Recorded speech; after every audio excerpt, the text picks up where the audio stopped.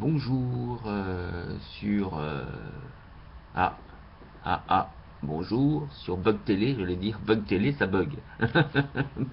Bonjour sur Bug Télé, ça va Bug Télé, un petit bug. Oh là, ça bug, oh là, ça arrête pas, hein. C'est clic toc toc, arrêt sur image. Chabou version A O ouais, oh là, ouais, ouais, oh là. Exercice du matin. Arrêt sur image. Bon, donc là, on va s'arrêter sur Eric Satie. Hein, d'après Eric Satie, édition. Les écrivains musiciens, toujours pour mon groupe Facebook intitulé, ça s'appelle comment, littérature et musique ou musique et littérature. Je me souviens plus l'ordre évidemment. Les écrivains musiciens n'ont pas, ainsi que les écrivains lettrés, les mêmes avantages en ce qui concerne la publication de leurs œuvres. L'édition littéraire apparaît plus brillante, plus logique, plus vraie, entre guillemets, que sa voisine, l'édition musicale. Oui, l'ouvrage de lettres se présente mieux. Il y a de suite une série d'attraits qui lui font une physionomie. Sa valeur, le plus souvent, a une tendance à se diriger vers l'augmentation, vers une plus-value, vers le rare. En un mot, le livre est un objet réel, une sorte de bijou, une manière d'œuvre d'art. Il est complet. L'ouvrage musical, lui, n'a rien de ces précieux dehors. Il s'apparente avec le livre scolaire, dont il semble être une façon de frère, frère de lait, L-A-I-D, comme la laideur.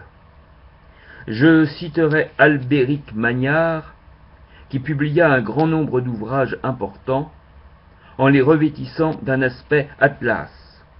Remarquez, je vous prie, que je ne l'en critique nullement.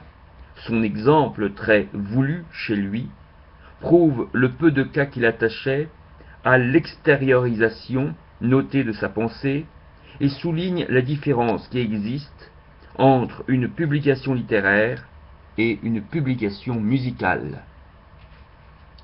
Là, petite note de Cham, c'est vrai aussi, j'ai constaté, entre la publication papier, un livre, et la publication d'un livre audio. L'audio se vend nettement moins et à moins de valeur, alors j'allais dire, il coûte, moi je dirais, il coûte un peu plus de temps parce qu'il faut l'enregistrer, hein, mais il coûte moins cher au point de vue de fabrication, évidemment. Le papier coûte cher, hein, donc on va dire à valeur égale, un livre que je fais en 10 heures sur un CD, 10 heures sur un CD, me coûte 1 euro pour le faire sur CD, mais il faut en tirer 1000, donc ça fait 1000 euros. Alors que si je le tire en papier à 500 exemplaires, déjà les 500 vont pas forcément partir, mais c'est surtout que ça va me coûter à peu près le même prix. Voilà, à valeur égale, ça va me coûter, en l'occurrence, moi ça m'a coûté 2000 euros, mais on m'a dit oui, mais c'est parce que tu es passé par un imprimeur français, tu passes par un imprimeur ailleurs, ça sera moitié moins cher. Ok, il n'y a pas de problème, on verra pour la prochaine fois, pourquoi pas le même prix qu'un CD. Et on me propose en papier, si c'est moins cher, pourquoi pas. On verra. Donc, je reprends Eric Satie, cette différence est aussi autre. Elle réside en quoi? Surtout à ce que ce ne sont pas les mêmes mains qui collaborent à la facture d'un livre et à celle d'un morceau de musique. À ce que, imprimés tous deux, ils ne le sont pas par des gens du même métier. L'ouvrage littéraire est typographié, celui musical est gravé, et le livre a de plus un passé historique splendide que n'a pas l'ouvrage musical.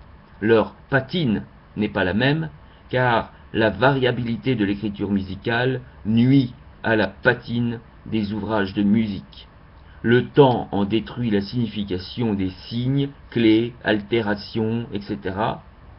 Et la plupart des partitions anciennes ne sont harmonisés que par une simple basse continue et chiffrée, naïf procédé qui laisse une trop grande part à la fantaisie de réalisation du lecteur.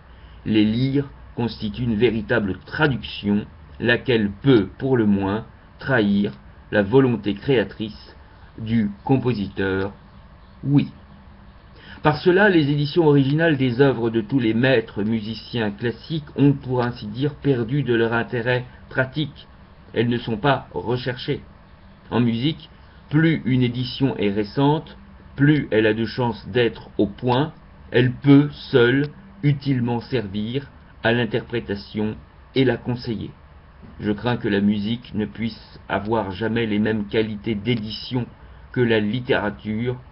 Typographiée, elle aurait peut-être une toute autre représentation. Il est certain que la gravure l'alourdit physiquement.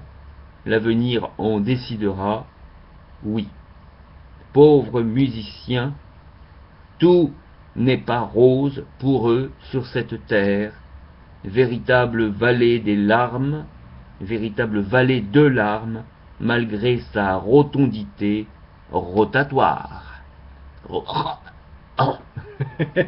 J'entends ça. Rotatoire, quelqu'un qui rote. Éric Satie, donc, catalogue mensuel de Pierre Trémois, numéro 3, de mai 1922. Voilà.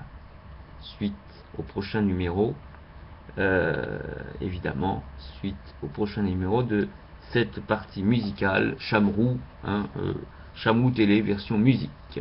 À bientôt. La belle vie, la belle vie, la belle vie. Alors je précise pour nos auditeurs étrangers, hein, évidemment, là on parlait des partitions musicales. Hein, quand il parle de livre musical, ça ne veut pas dire forcément un livre sur la musique, mais c'est une partition musicale mise sous forme de livre. Et que évidemment, la différence entre une partition musicale et un livre écrit avec des mots, c'est que la partition musicale, il faut traduire en musique, alors qu'évidemment, pour pouvoir l'entendre, et alors qu'évidemment, le texte écrit, si on a appris le français ou si c'est en anglais, on connaît a priori la langue. On peut plus facilement la traduire. C'est un peu plus facile enfin pour moi, hein, évidemment, de traduire en mots à haute voix un texte avec des mots plutôt qu'un texte, une partition musicale, puisque je n'ai jamais appris à lire la musique. Donc évidemment, voilà. Bon, c'était un détail. Salut.